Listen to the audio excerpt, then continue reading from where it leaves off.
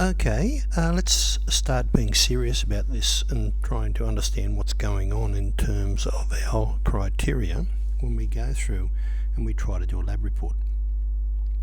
Now I'm going to specifically look at what we're doing at the moment, in other words the plant growth one, and I want you to contemplate and think about how you would change what I do to suit what you have done. We're starting in our lesson 13, and if we go to the growing plants activity, we see at the top we have the growing plants with a big S in front of it. So this is where we're starting, and this is where you're going to open it up. Now what we've got here is a little document, a Google Doc, which we're going to modify to suit what we're doing. Alright, so click on that and open it up. I am not showing you the completed one when you come to the next slides, but I want you to look at the parts. I've just taken the parts off this. Alright, so we can see when we open it up, we have some details. And this is right at the top, and notice it's in yellow. But a lot of you missed that last time. And it makes it very hard. Every report you give in should have a name. It should also have your name on it somewhere. But this one, we're going to change this name here. We don't just leave detailed title for your report. We don't do that. Now normally you would find this on your task sheet. And if we go there, aren't we looking at things that affect plant growth? Isn't that the total thing we're trying to do? Aren't we checking on how abiotic, in other words non-living parts of the environment, can change the way a plant grows? So I want you to change yours now.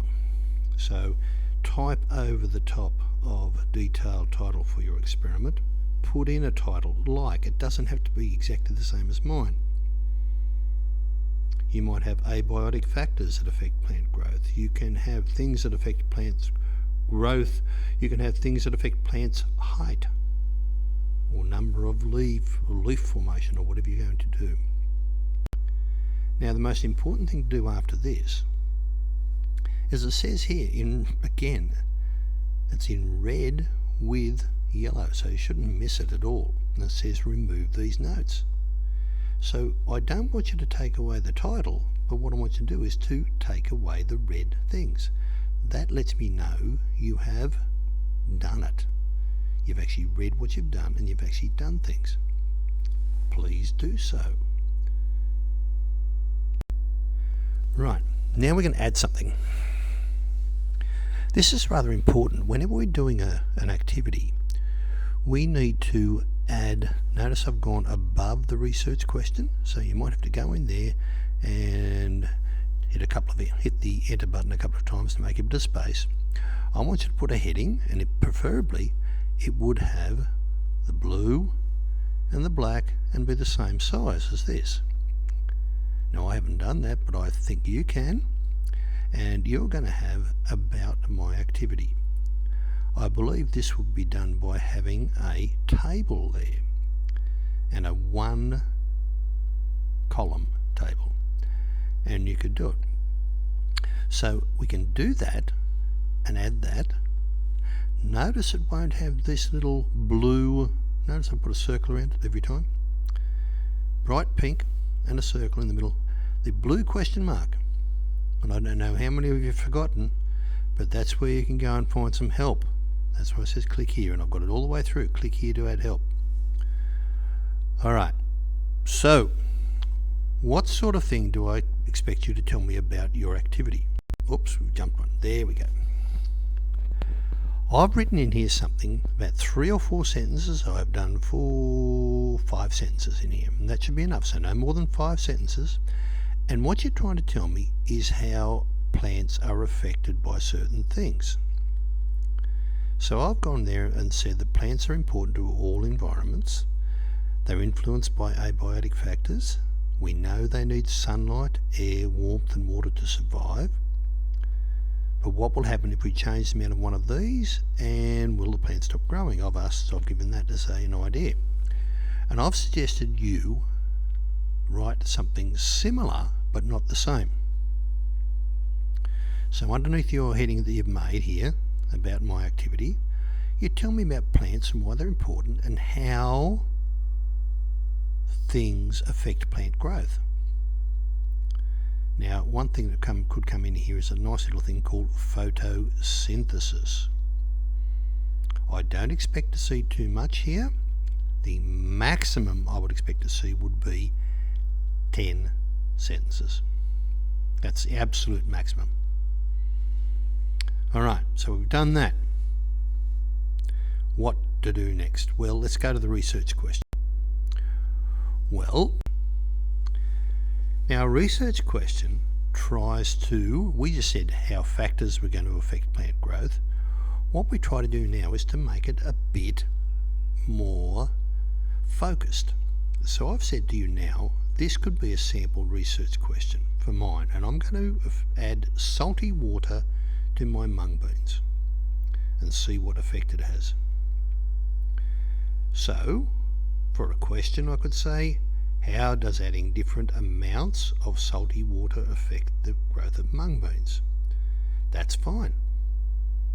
I could also add to it, maybe at the temperature I'm going to do it, which is maybe about 25. Again, I point out to this, if you are unsure, then click on this blue question mark and there will be some examples of things there for you to look at. Alright, I need you to change yours now. So now if we go and look at the bottom one, now we become even more focused. The research question focuses our aim, and then our bottom one, our hypothesis, tries to tell us what we think is going to happen. Now normally we'll do a little bit of research for this to make sure we understood. So I've suggested to you that as the volume or amount, that is the science word instead of amount, of salt water increases, the height of my mung bean, or it says mug there, mung bean, will decrease. Because, and I give a reason, because plants cannot use salt water to grow like they can with fresh water. Salt water has a deliberate effect on them. Now, I know none of you are using salt water as your independent variable, and that's my independent variable, the volume of salt water, that's what I'm changing. The height of the mung bean is what I'm measuring. Alright, so I've put those things together and I've said, I didn't say change, I've gone off the fence and said it's going to get smaller, so it's going to decrease. I could have equally have said it's going to increase and made up some reason to go with that.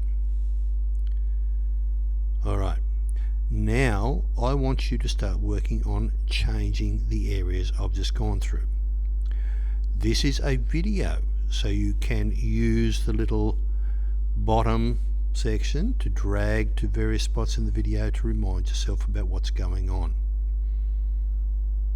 Right, I expect all this done, and then we're going to move on. We're gradually going to do the whole lot of the report based upon this. Right, lesson number 2 is coming up.